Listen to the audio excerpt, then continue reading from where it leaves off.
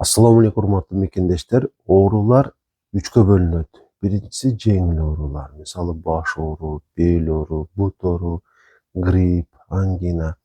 Кыска убакытка созулат. Катуу башталса дагы жана толугу менен айыгып кете аласыздар. Экинчи түрдөгү оорулар булар бир аз узагыраакка созулат. Мисалы пневмония, бронхит, гастрит, эркектерде болчу простатит, мисалы цистит.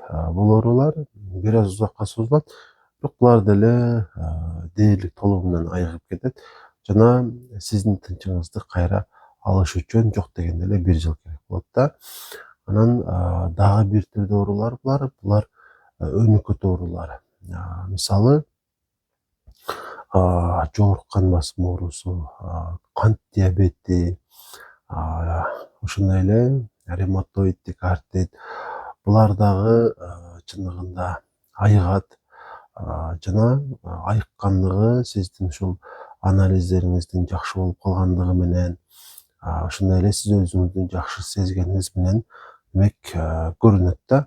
Бирок бул оорулардын ушул буга чейинки ушул айтылган оорулардан көп өзгөчөлүктөрү бар. Мисалы, биринчи эле өзгөчөлүгү, сиз бул өнөкөт ооруларга чалдыккан болсоңуз, жок дегенде бир дары ичип жүрөсүз дайыма. Жана бул сиз үчүн стресс. Себеби өзүңүздү соо адам катары сезе албайсыз. Чындыгында сиз соо эле болсоңуз дагы. Анан бул оорулардын ушул даражалары бар да, деңгээлдери бар. Экинчи, үчүнчү, төртүнчү, бешинчи балким.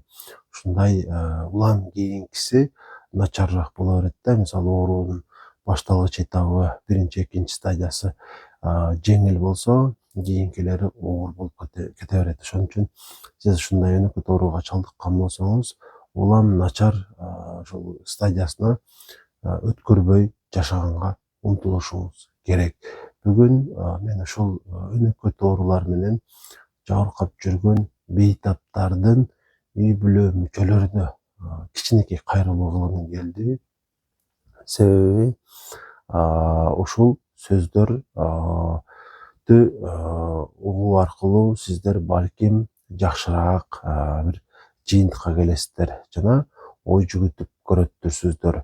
Айтайын дегеним, сиздин кайсы бир жакыныңыз өнөкөт кайсы бир оору менен ооручу болсо жана өмүрү кичинекей болсо дагы коркунуч астында болсо, сиз ошол үй бүлө мүчөңүздү мүмкүн болушунча жакшыраак колдошуңуз керек. Сөзсүз эле акчалай жардам, сөзсүз эле ушул ага эмне керек болсо ошону берүү менен эмес, биринчи кезекте жакшы мамилеңиз менен ага жардам берүү үчүн бардык нерсеге даяр экендигиңизди көрсөтүү менен ошол жанында турушуңуз керек. Бул сиздин ага карата эң чоң жардамыңыз болот жана ошол себептүү сизден дайыма ыраазы болот. Эми чындыгында ыраазычылыкка умтулуңуз дегенден деле алысмын, бирок жашоодо ушундай бир чуда деген нерсе бар да. Ушул сиздин кайраттуулугуңуз балким сиздин жакын адамыңыздын толук айыгып кетишине себеп болот да. Же жок дегенде эле оорунун күчөшүнүн алды алынып турат. Жана сизден талап кылынган нерсе бул жөн гана аракет эмес. Бул сизден өтө чоң бир күчтү да талап кылат да. Сабыр деген мааниде айтып жатам. Айтайын дегеним, оорулуу адамдын мүнөзү чындыгында өтө эле оор болот, өтө эле корс болот. Эми ар ким ар кандай, бирок көпчүлүк эле оорулуу адамдар өтө чыдамы жок болуп калат. Кичинекей себептен эле сиз менен урушуп кеткенге жада калса, жүз көрүшпөй калганга дагы даяр болушу мүмкүн да. Ошон үчүн сизден эмне талап кылынат? Өтө чоң сабыр талап кылынат. Бардык учурда ошол сиздин жакын адамыңызды жакшы мамилеңиз менен, анын ошол туруксуз мүнөзүнө, ошол туруп бере ала турган мүнөзүңүз менен өзгөчөлөнүп турушуңуз керек. Бул сиздин эң чоң жардамыңыз болот. Жана албетте керек учурда керектүү дарыларды, керектүү болгон аракеттерди сиз аткарып турушуңуз керек. Ошонун негизинде албетте жакын адамыңыздын саламаттыгын коргой аласыз жана Кудайым буюрса сиздин жакын адамыңыз узак өмүр сүрөт. Жана ошону дагы айтып коюшум керек. Ар бир адам кайсы куракта болсо дагы эң көп ошол жакындарынын сүйүүсүнө, жакындарынын колдоосуна өтө чоң муктаж болот да. Бул эң чоң ушул адамдын муктаждыгы жана ушул муктаждыкты берип туруу аркылуу биз үй бүлөбүздү, жакындарыбызды бардык жамандыктардан коргой алабыз. Ушуну мен баарыңыздардан суранып кетет элем. Айрыкча жаш өткөн ата энелерибиз өтө чыдамы кетип калат, өтө чыдамы жок болот. Жана ошол себептүү сиздерге жакпай калышы мүмкүн. Андыктан дайыма сабырдуу болойлу, жакындарыбызды ушул алаканыбызга салып жүрөлү да. Кантип болсо дагы бизден эмне бар болсо ошонун бардыгын берели.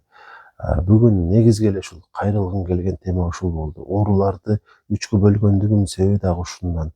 Чындыгында ооруларды мынтип бөлүштүрө деген нерсе жок. Бирок эгерде жакын адамыңыз албетте эми ушул өнөкөт оору менен деле 100 жашка чейин жашай берсе болот. Бирок бардык учурда анын өмүрү сиздикине, сиздин башка жакындарыңызга караганда бир аз болсо дагы коркунуч астында болот.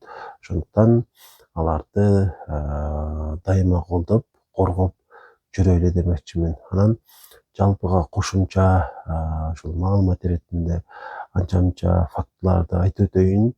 Ошол көрүп жаткан болсоңуздар мен сыяктуу башка эле ушул ден соолук ушул сакчылар деп коелу сиздерге ден соолук үчүн пайдалуу болгон маалыматтарды сунуштап келатабыз.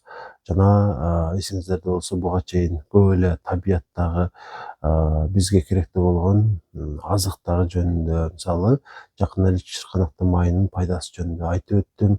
Андан кийин ушул кант диабетинен жабыркаган бейтаптар үчүн өтө пайдалуу болгон бир чайды сунуштап өттүм. Жана булар чын эле ушундай эффектке чын эле сиздерди айыктыра алат. Бирок унутпайлы, эч качан ошол сунушталган нерселер негизги дарылануунун ордун баса албайт да. Ошол себептүү эмне ичип жүргөн болсоңуз ошону токтотпой ичип жүрө беришиңиз керек. Жана ошол сунушталган фактыларды дагы өз учурунда сизге туура келе турган болсо колдоно беришиңиз керек. Анткени булар ошол биринчи кезекте зыяны жок экендиги менен белгилүү. Андан сырткары чын эле сиздерге көп көйгөйлөрдү жоюп дагы салат да. Мисалы цирроздон ушул чөп чардын жардамы менен айыгып кеткен учурлар бар, сейрек болсо дагы.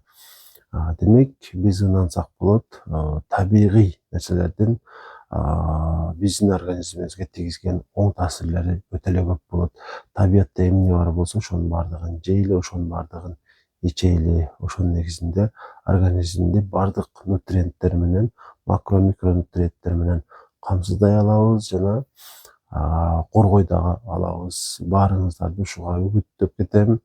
Жада калса мисалы картошка жей турган болсоңуздар дагы ошонун пайдалуу касиеттерин эстеп жегене аракет кылыңыздар. Ошондо ден соолугуңуздар дагы жакшы болот. Акырында мен кайрадан өзүмүн ушул дарегими айтып өтмөкчүмүн. Анткени комментарийлерди карай турган болсом, өтө көп адамдар ушул даректи, телефон номерди сурагандар көп. Ошол себептүү айтып өтөйүн, Ош шаарындагы жеке клиникалардын биринде иштеймин. Жана мага ошол көрүнгөнү келиш үчүн, жатып дарыланыш үчүн 0504 44 55 28 0504 44 55 28 номерине байланышыңыздар керек. Менин башка врачтардан негизги өзгөчөлүгүм ошол ар бир алдыма келген адамга өзгөчө көңүл буруп, жана анын ошол кыйнаган бардык ооруларына толук кандуу жардам бергенге ушул чын ниетим менен аракет кылам. Ошол себептүү эгерде ушул өзүңүздүн ооруңуз боюнча көрүнөйүн десеңиз, дарыланайын десеңиз, өтөдөн номерге байланышып келе берсеңиздер болот. Анан комментарийге суроолоруңуздарды жазып кое бериңиздер. Баарыңыздардын суроолоруңуздарды чогултуп акырында бир видео материал кылып, демек жооп беремин.